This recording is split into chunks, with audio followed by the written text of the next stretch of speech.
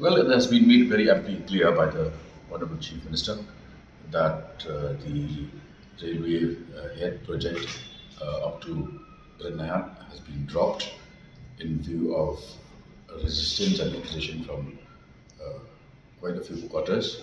And so that is the official stand of the state government. I think you speaking in context of Jagdi Hills.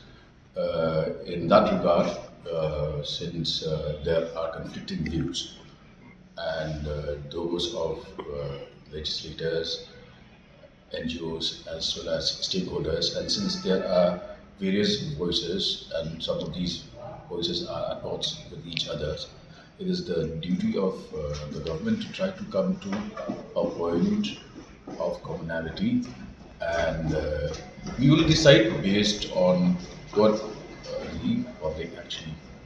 I think generally what is done is that we try to elicit public opinion.